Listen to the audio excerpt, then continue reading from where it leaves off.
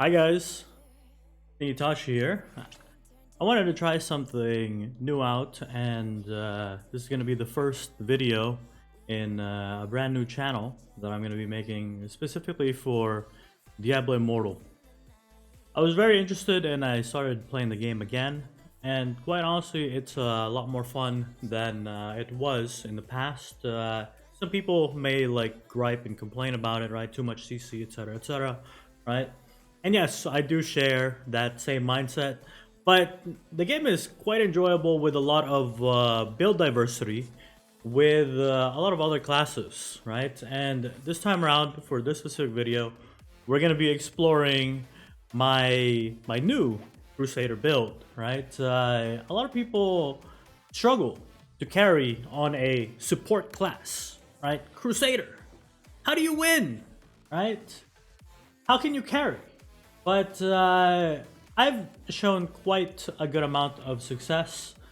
I hit 6.5k with a 62% win rate, and I actually took a screenshot of my last win, and I did a little breakdown of what my kill death ratio is per game, and it looks like this, right? So basically, this means that I played roughly 102 games, and in those 102 games, I have a 62% win rate, and I average 11.6 kills and 13 assists in those 102 games. Quite good considering that Crusader is indeed a support class. Anyways, moving on. The build is 6-piece gloom. Right, my stats are not that high compared to other whales nowadays. Right, I haven't really spent much on the game. I'm using rank 8 and rank 7 gems.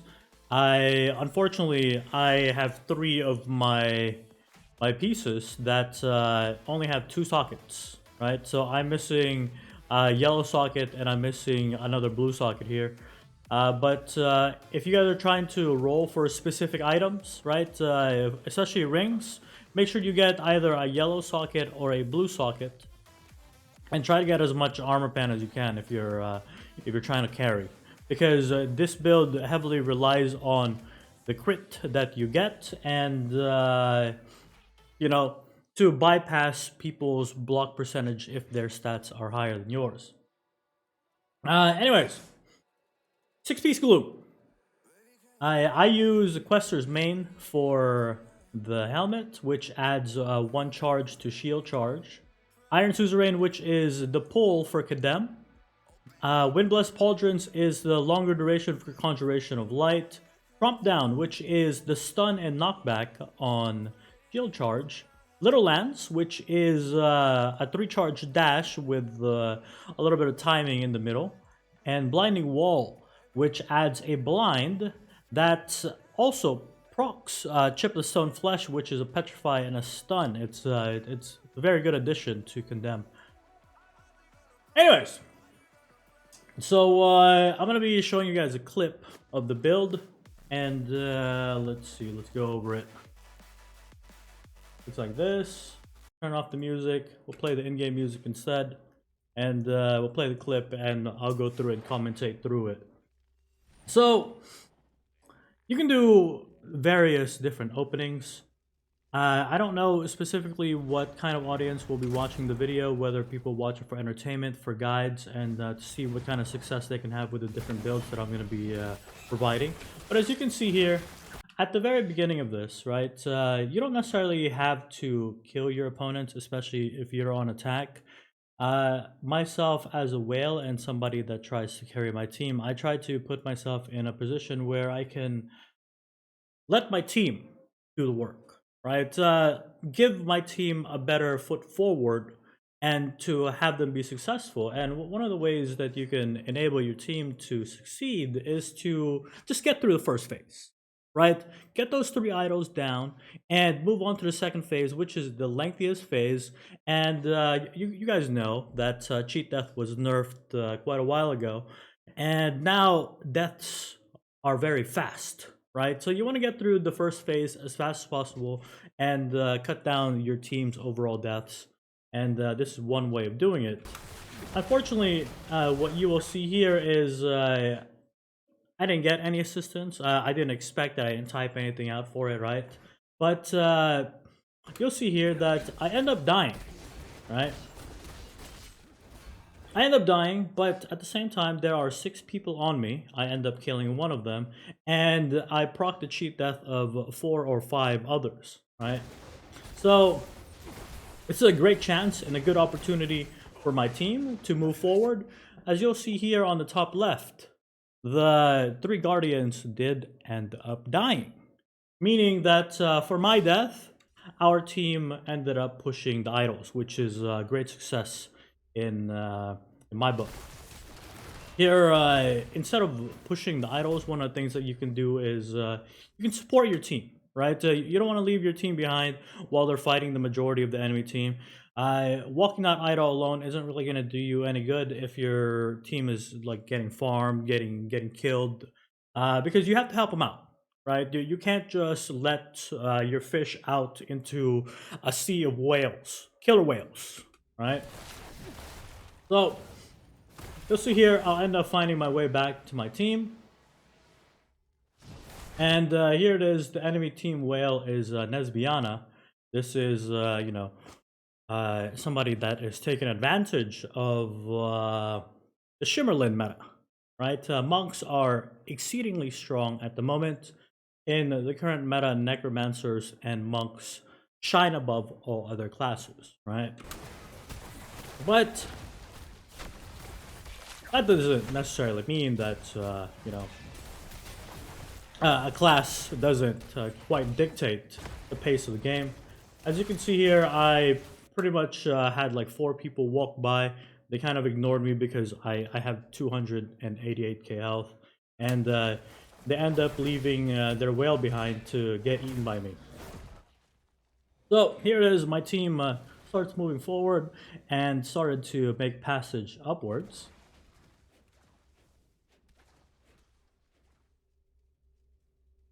So in this scenario, I decide to push the right idol because I see that my entire team went over to the left side. There are 3 people on me at the moment. And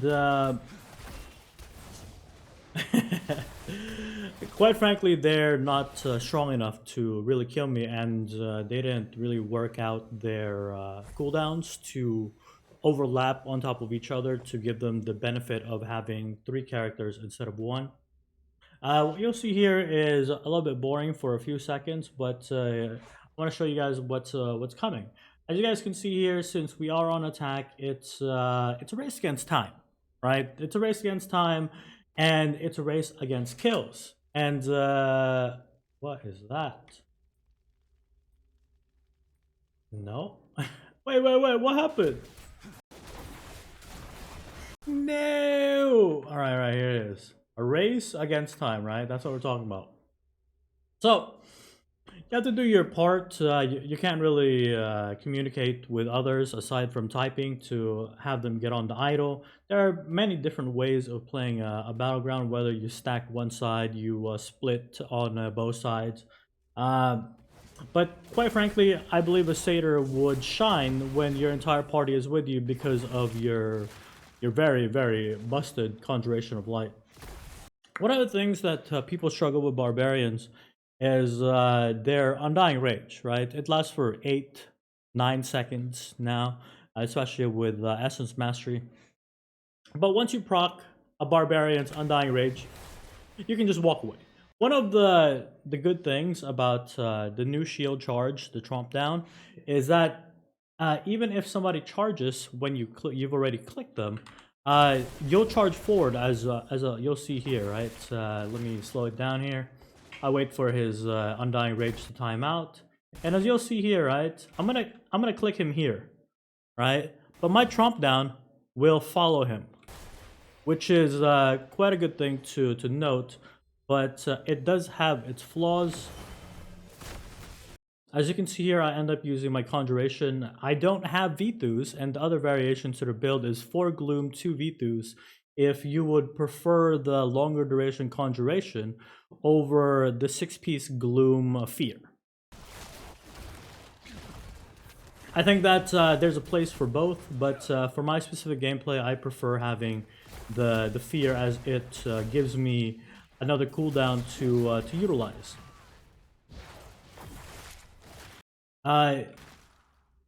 Okay, not yet. I think after this altercation, I'll show you guys the weakness of Tromp Down, because Tromp Down is something that even though it tracks dashes, it's not very smart, and usually it falls a little short. As you'll see here, I'm going to be using my shield charge on the Necromancer, but well, that was quite choppy there. But here, let me show it again. You'll see here that my Trump Down will not even reach the target because you can walk away from it, right? It tracks dashes, but it doesn't track people from moving. And here is the beauty of 6-piece Gloom, right? Here. So this is going to proc, I think, my as you can see here, the smoke. This is the 6-piece Gloom Fear. And you can see here that I ended up dashing at this guy for 166k, because not only did I get the crit buff from 4-piece Gloom, I also have the 2-piece Gloom extra damage, and I ended up critting with the shield charge, dealing 166k, and then a 34k auto attack on top of that. It's quite nice. It's quite nice.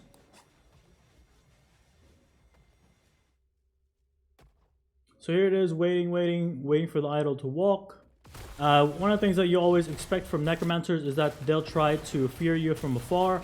One of the things that a lot of people can do with Crusaders is that you can preemptively use your Conjuration before a monk uses their Shimmerling, right? Because the more often than not, they're going to jump in, as you'll see here, and then use 1 or 2 charges of Shimmerlin, which does an insane amount of damage if it lands. But as you can see there, it did nothing. And that is the beauty of Crusaders.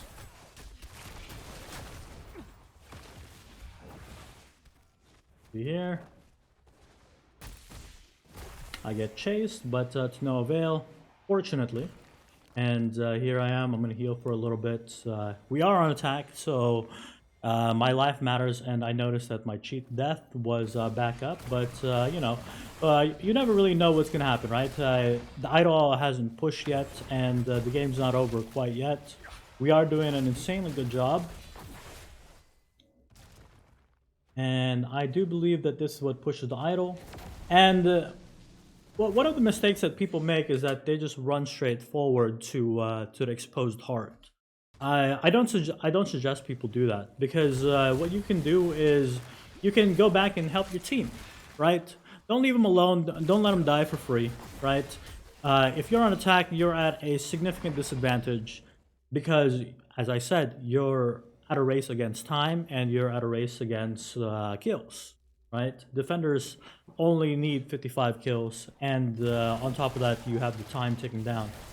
So push forward, be with your team, stick together as much as you can. You didn't quite see that in this video because I was pushing the right idol by myself. You know, this is Battleground, so the communication isn't always going to be there, nor can you really expect people to you know, magically know what you're thinking.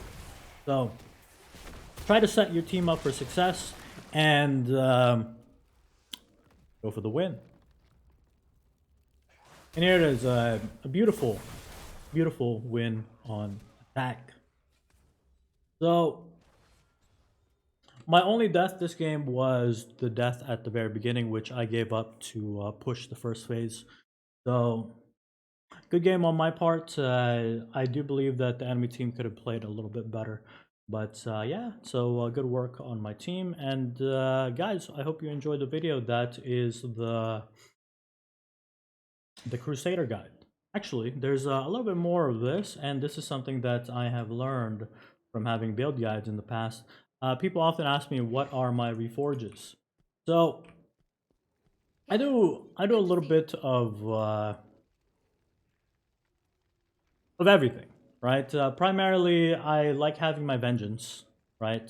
So three-piece vengeance is all I really aim for. I just go for the proc percentage. If you get your vengeance proc, you're pretty much one-shotting somebody anyways.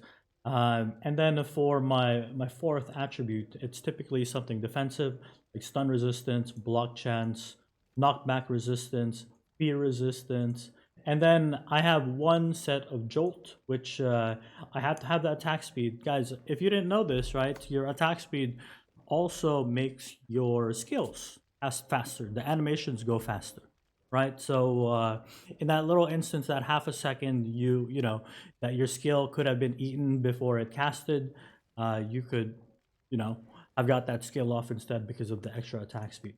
So and then my last family bonus is Tremor with attack speed as well as the fourth attribute. So yeah. Aside from that, let's see.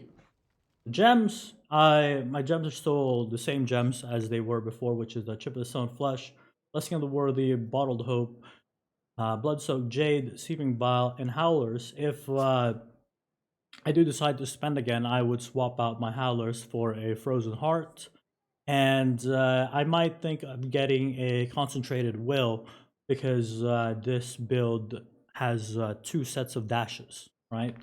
So yeah, good luck on the battlefield out there, guys. And I was thinking of saying something cheesy like I hope you guys see the light. But oh yeah, yeah, look at this. Clicking through, I got to another portion. I am quite the PvEer, right? So I do have 100 points in Treasure Hunter.